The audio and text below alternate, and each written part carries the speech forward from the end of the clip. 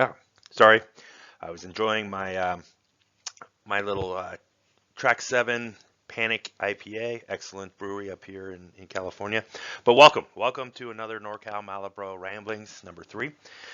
Uh, to be frank, we're not going to see a lot of battle reports in the near future. The Norcal Malibraux aren't getting together. We're exhibiting proper social distancing, even a little social isolation. I've had to take on a second role. My employer asked me to take on a second role because a segment uh, of their business is deemed essential services. There are a number of at-risk managers there that they sent home and asked me. I'm glad they think I'm young enough not to be at risk to step in and help out. So I'm juggling two jobs. I'm out in the public, and so I definitely do not want to get around my friends. So if I end up catching the COVID-19, we can, it would just be my wife and I impacted by that. So I'm hurting for inspiration, just to be brutally honest, on what to do. This is my hobby, this is my passion, and I want to kind of keep up some drumbeat of videos coming from the Norcal Malibraux bunker here in the state of California, where we are all required to shelter in place. I was out doing some exercise, taking a walk this morning, enjoying some nice sun, and kind of came up with a format I think might be interesting. I don't know how well it'll work, but we'll give it a go, and that's called the Tale of the Tape. And I'll get into that in just one second. But before I get started, I do want to shout out to Drew. He was the guest that was featured in 2 of the recent battle reports. He was playing reserves first against myself and then against Colonel. He is in the medical industry, healthcare industry. I believe he just started a new assignment in a different state. And hey, if you hear this, know that I'm thinking of you. I'm hoping you're staying safe, staying healthy in these crazy times. All right, so Tale of the Tape. Let's talk about what that is. So I decided to take on oh, nice black screen. I'll have to figure out a better way to do this, but trust me, something will pop up soon. The I play Arcanist. That's what I know. And within Arcanist are 2 masters who are I find very, very similar and have similar roles. Um, they're both bubble crew masters. They're both very, very durable. They're not known for being very fast or schemy. Um, they're both hard-hitting melee crews. And they also both involve tokens. Now, they do all these things in different ways, other than the bubble, obviously. They're durable in different ways. They are hard-hitting pretty similarly. They use tokens in different ways. But they both fill the same role. And so I thought we would measure those two masters and those 2 crews up and kind of maybe come up with, I don't know what I'm trying to do here. This is all new to me, too. So the 2 masters I'm talking about are Tony Ironsides and Charles Hoffman. One's a bunch of robots, and the other one is the protectors of the working class in the MNSU keyword. So augmented and MNSU. Just before we get started, I've played Tony a lot. I have not played Hoffman a lot. I chose Tony just because, as competitive as I am, I love Fluff too. I love her Fluff. I was really digging the way she was playing at the end of M2E, so she was one of the first masters I picked up here in M3E. I've played in exactly 1 tournament. That was, good God, 6 months ago. I soloed Tony, and she did fantastic. And so, my heart's probably in it with Tony when we get down this. But I wanted to compare the 2 and see where they ended up. I know Kyle of Schemes and Stones plays Hoffman a lot. He and I do actually chat a little bit through social media, and then he'll probably, if he sees this, he'll probably tell me how I'm wrong in all these different ways. But again, let's see what we have to see here. So let's start with Hoffman, and I'm not going to go through the entire card here, but I'm going to pick out a couple things here. So the first is Power Nexus. This is where the tokens come in, and this is something that goes across his crew. He uses power tokens.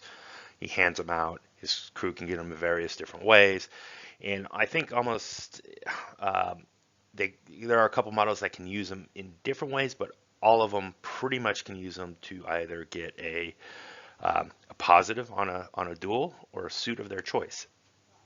So makes them pretty efficient. It seems like it'd be pretty good going into a manipulative or a serene continence crew to be able to not have to worry about focusing to get through those defenses. I know Kandara would not like to face a Hoffman crew because she'd go down pretty fast, I think.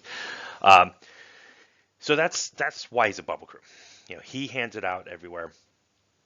One of the two reasons, I should say. He hands it out. He can move those tokens around, et cetera, et cetera. He obviously wants to keep he's got protected constructs, so that's one of his defenses. A lot of his crew, in fact, his entire crew has armor of some form or fashion. A lot of it's armor 2. That's where the durability comes in my little checklist there. And as we move to the back of the card, two key abilities that I see. The first is an attack action, and that is his welding torch. And if he attacks his own models, and he can extend that through the use of power tokens from 1 inch to 3 or 5, he heals them too. And he's got the ram built in here. He makes it so the enemy cannot ignore the armor ability. I think this is one of the 2 abilities in the game where the things like irreducible damage models can't, it does reduce, and so tempered steel. And you're throwing that on armor 2 models. That makes it very, very tough to grind through them. Very tough. The other is overcharge. He's handing out the friendly constructs fast. 6-inch range. Again, this is why he tends to bubble. It stacks with the power nexus over there. So he wants to stay in the center of a 6-inch bubble with all his models. So he's handing out fast. If he needs to, he can temper their steel or make their armor better. And he's moving power tokens around. He can do other things, but I think those are the critical elements to Hoffman. All right, we get to Tony Ironsides, and again, one of my favorite masters. What kind of puts her in the same kind of category as that we kind of went through at the beginning. A lot of front of card. This is a very, very busy front of card. Now for her and her crew, the tokens are adrenaline tokens, and only Tony gets them and can use them. She's got various ways to get them through attacks and just being close to models. What makes her a bubble crew is the first item is unionized. That is that when 2 MNSU models, and all the MNSU models have unionized, are within 3 inches of each other, they get positives to their defense and willpower duels. That makes her very, very efficient. You can force attacks through to her with high stat or high cards, but with flipping 2, and when I play her, I definitely go through the deck every turn. It's pretty rare, especially when she's up in the mix. The other is Injured Workers Act. That is a 6-inch bubble, a bit bigger. And she and Aminu, who we'll talk a little bit about later, have this one. This allows all friendly models within 6 inches to ignore the being less than half to activate their grit ability. And all the MNSU have grit of various types. Some of it's more useful than others, but there's a couple key models where their grit is big. She, looking at her back of the card, the 2, I'd say 3 abilities I'd highlight. Brass Knuckles. She's a brawler. She's a damage dealer. She's one of the primary damage dealers. Front of card, if she gets hit, she's got a defense trigger that does a pretty Pretty good flip there. So she's getting hit, she's doing damage right back. And on the back, brass knuckles, the follow through trigger, which is built in, is the one that really can zip her damage track up, where she's a min 4 damage. As long as you can keep those tokens up. She uses tokens to avoid damage, again, durability. The other is Bring It. I use this a lot. It's a fantastic lure. It's a 12-inch. It's a stat 7, so it's pretty tough to resist. Move towards you, and you can end up getting hit back pretty. It's the way I play her. That's essential ability on the card. The final is Second Wind, which can effectively make her a 4 AP master. So what's a master without their hench, or their totem, I should say? They are shockingly similar. Oddly, both are significant models. Both one has companion, the other one has accomplice. They both have a shoot that is not that bad. It's not great, but it's not bad. They both can heal. The mechanical attendant is on constructs and it's a free action. Mouse's is on living only and is a normal action.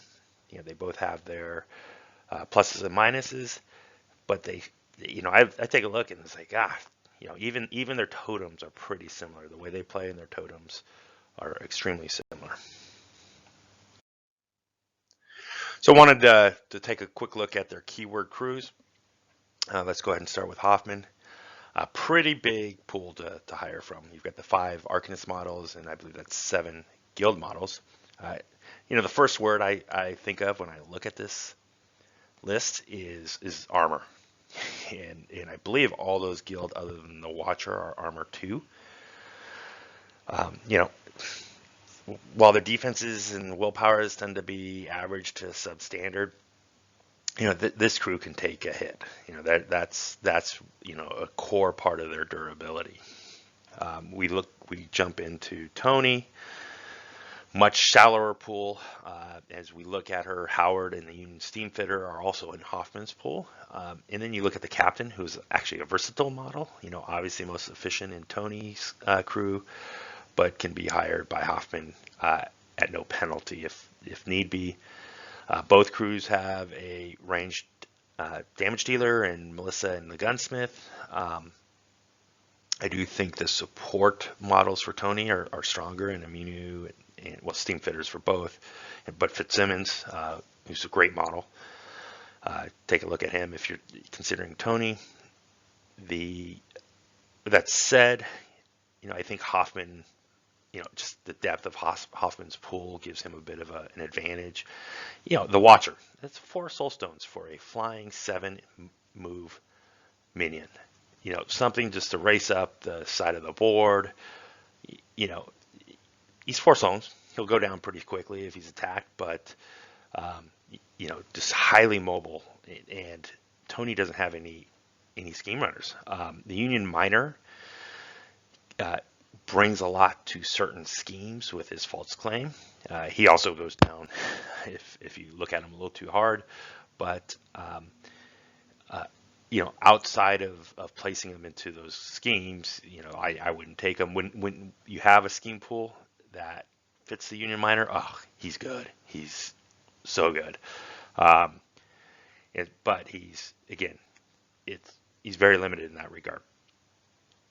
You have Aminu and Tony as kind of the control models for the Tony, obviously with the Bring It and the Obeys.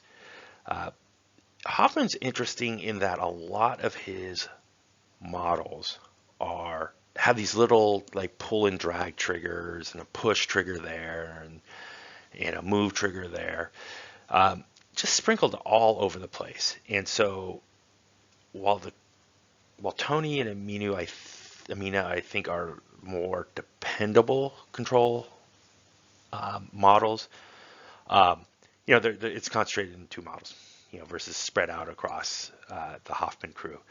I think the last thing looking at the Hoffman crew is, there's three big beaters. You got Howard, you got the Guardian. I'm sorry, not the Guardian, the Peacekeeper, and Joss as melee beaters, and they all bring something different. And so you can tailor to what you're up against. Howard does not allow defensive triggers. So if you're facing a master or a crew that depends on defensive triggers, Howard's a great take. Josh typically does irreducible damage. Good way to punch through defenses, get through soul stones. Again, irreducible damage is so good. And then you got the Peacekeeper for just raw damage output, with flurry. So you've got someone who has flurry, has, I think I'm pulling him up right now. Where is he? What is he? Stat 6. Yeah, 346. So min damage with crit strike. So min damage 4 potentially. And remember, he's discarding his power tokens for ram. So min damage 4 with flurry. He's got a trail of gore as well. So theoretically, this guy can, with fast, with the easy access of fast from Hoffman, he can attack 5 times in a turn at a min damage 3. I don't think he's gonna. Maybe he has enough power tokens and cards to do min damage 4, but that's brutal. So I think from a pure damage output, he's I don't think there's many models that can top him. To be blunt.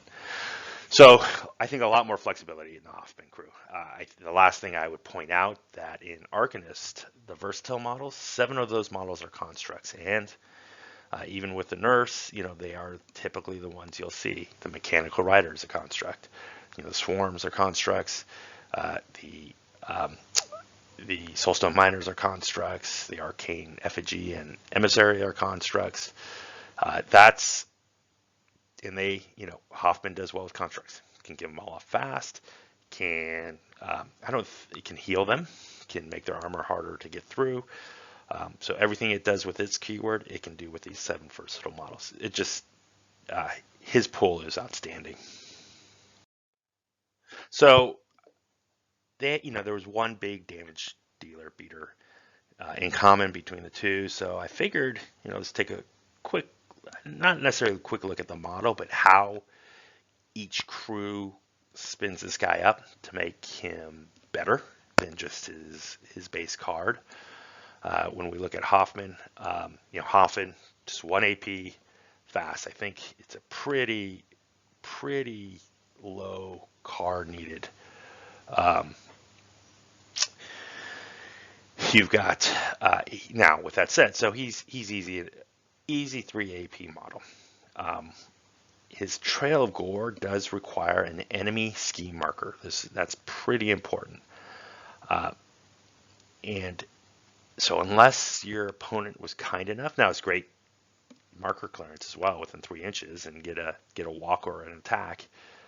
You'll take that every day of the week, but a little harder and it's dependent on the opposing crew to give that to you. Tony, on the other hand, requires a Minu to provide fast to Howard. So she's got that ability on a 5 of crows to push Howard up to 6 inches towards a scheme, scrap, or corpse marker and give him fast. It does do 2 damage. What I usually do is have Aminu should be Amina. I misspelled that, I'm sorry. Put shielded 2 on Howard. So when I put fast, he doesn't take any damage. So through that, he's sitting there with shielded 1 and fast. And then with him, between Amina and or Tony herself, he'll get the Trail Gore without having an enemy scheme marker. And so in Tony crew, it's extremely easy to give him 4 AP, and that includes a push. So 4 AP in a push takes a little bit more, requires some suits, um, et cetera, but it's there. And then, you threw in that Amina can also obey Howard. Also requires a suit, so it can get a little intensive for soulstones or the cards that you need. But with that said, Howard, I think, is more terrifying in a Tony crew than Hoffman. That doesn't mean he isn't extremely effective in Hoffman. Honestly, I think Hoffman does better with Josh and the Peacekeeper. With the Peacekeeper, Hoffman's next thing is to make sure his armor can't be ignored. So now you have this massive model in your face at armor 2 that can't be ignored, just beating the crap out of you. That terrifies me, actually. So let's get into the tail of the tape. I arbitrarily picked some categories, some being, what both these crews do similarly. The first being durability. I had to give this one to Hoffman. Tony gets her durability through, her crew gets her durability through positive flips on defense and willpower. This makes them efficient, means that more resources have to be put into, usually through cards and focuses, to get damage through, to get those hits through. She also has Fitzsimmons, who reduces damage in a bubble. Again, sticking with the bubble theme by 1. It's an armor 1 that can't be ignored effectively. Does put a big target on Fitzsimmons. If a model is already hurt, I believe below half, that model will effectively pick up a negative on damage flips when it's hit, so making it kind of a quasi hard to wound as well. Again, it depends on a single model to provide that extra level of durability. Now, he has it. He's hard to take down too. He'll have his positives on his defensive and willpower duels. But armor 2, making the armor ignoring, that can't be ignored. Ugh. And then all the healing. There's a lot more healing available. Now, some of it's master healing, but I just feel like Hoffman's got the edge there. Next is efficiency. I want to push here. Again, that for Tony, all those positives on defense and willpower allow you to be more efficient, to use your cards on attacks, to use your cards for the suits you need, and not worry about using them not getting hit.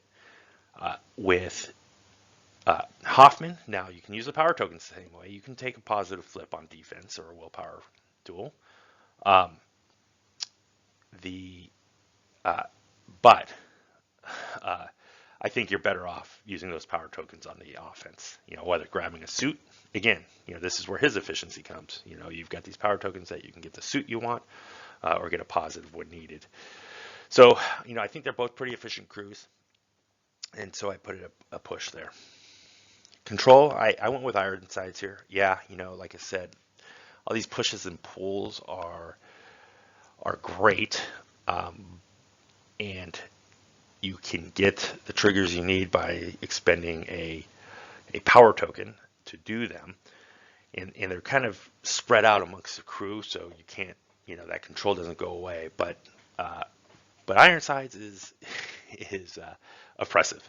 Once you get someone in there, you've got to swing at her, which means you might be getting damage back every time you take a hit.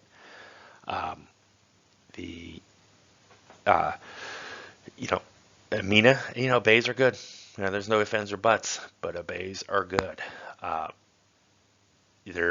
Now they both have access to Vent Steam, but you're more likely to take Howard and Tony than you are in Hoffman. That's a bubble of hazardous terrain that a lot of crews have to deal with. So I barely gave the edge to control for our Ironsides. No, you know what? I'm going to say Ironsides wins that pretty handily. Keyword selection. Hoffman dominates this, as we talked about in the keyword pool. It's twice as big. There are a lot of similar models in there, But there are a lot of models that do it. I can't remember if I mentioned the Warden as a cheap 5-stone minion with armor 2 and 5 health and kind of basic stats. That's a damn good 5-stone model. I just don't know what else to tell you. The Riot Breaker can bring, I think it's Quell the Riot or whatever, where it gives out that bubble where models can't do actions outside their activation.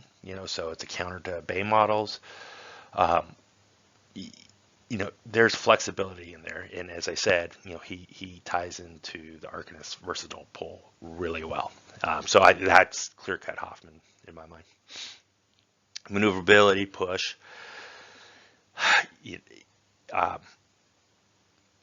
Both crews have abilities to push models around. I think in general, the Hoffman crew is a little bit slower, other than the Watcher.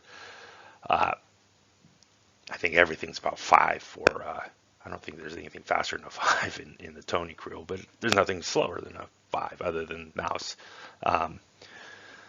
So pretty. Neither of them are shining in this area, so it doesn't really matter. Damage output, it's probably slightly too Hoffman, just because he's got the ability. There are 4. Once you throw Melissa in there, there's 4 beaters that you can pick that fits the situation that you need. Maybe you pick 2 of them, and you get 2 vectors. On the other hand, in Tony, you're dealing with Tony herself, who can put out a lot of damage, as well as likely Howard. And the gunsmiths are no joke. They are really good models. So I think both crews can put out the pain. Scheming, neither of them are real scheming crews. They aren't. The Watcher gives Hoffman a marginal advantage, but I don't think enough that it matters. With that said, I think, if you just go by the tail of the tape, Hoffman's probably got a little bit more play than Ironsides. It hurts me to say that. I do think a lot of it is going to be on play style, and let me kind of get into that for a sec.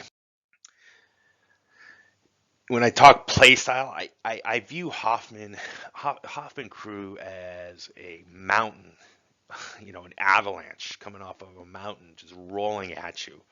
I feel like it's a crew that wants to come at you, so it's going to get into that center and dominate it, and just keep shoving you off the backside of your board edge, while you are, futilely, banging your head against, armor plate. Like I said, I've got one game, was against a shooty crew, so I needed to do that anyways. But that feels like its style of play. It's going to stay in its ball. It wants to stay tight. Not tight. When I say ball, it's 12, 13-inch kind of bubble. But it just, all right, hold on. Sip of track 7 here. It just grinds forward, just relentlessly at you. Tony, on the other hand, plays differently. To me, and I play Tony a lot, is all about singling out a model, grabbing it by its neck, and just pummeling it to death. And so using that, bringing it, and so I find with Tony, I'm not pushing. I never, other than the scheme runners on the edge, I'm not going on to the other opponent's half. I want to sit there and bring a model in and have that crew just destroy it. And if a couple of them come in, that's okay too. I've got plans for that.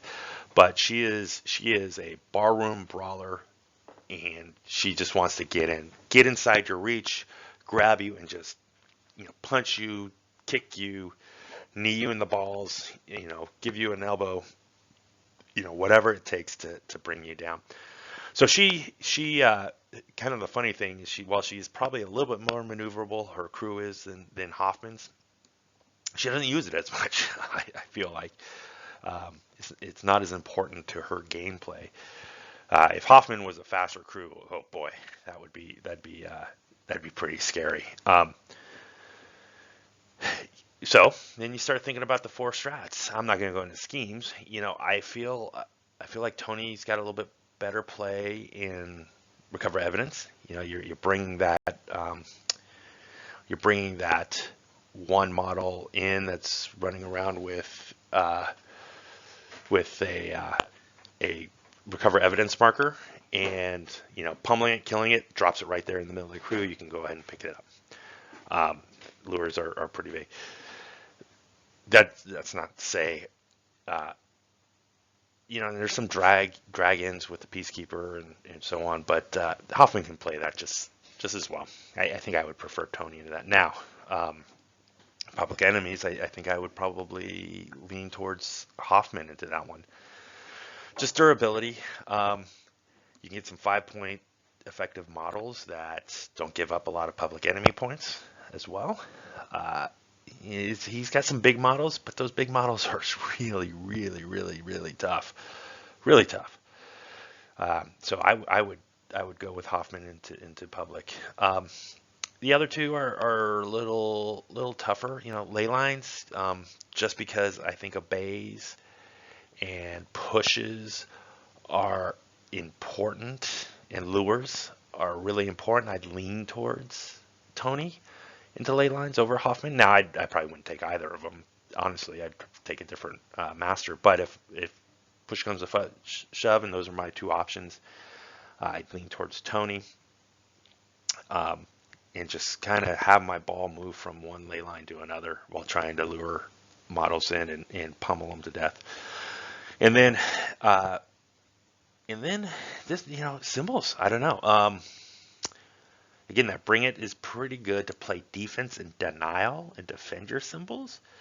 But I think Tony struggles in getting symbols. With symbols, you're running kind of headlong into the Hoff ball to get symbols, and you're not gonna enjoy that. So yeah, I could see it. I think maybe it just depends on the scheme pool, but both of them would probably be kind of equally effective. Again, I would probably take something else. Something, Karis is what comes to mind for me. Just fast. I want speed. Colette, another one. And even Sandeep, probably would be the three I would lean towards symbols, but I could. So it's my least favorite for either master, but I can't really see one doing better than the other. Maybe just style of play. Anyways, hope you enjoyed this. Pretty quick, half hour it looks like, and we'll see if we can get another one out next weekend. Until then, keep flipping those cards. Talk to you later. Bye.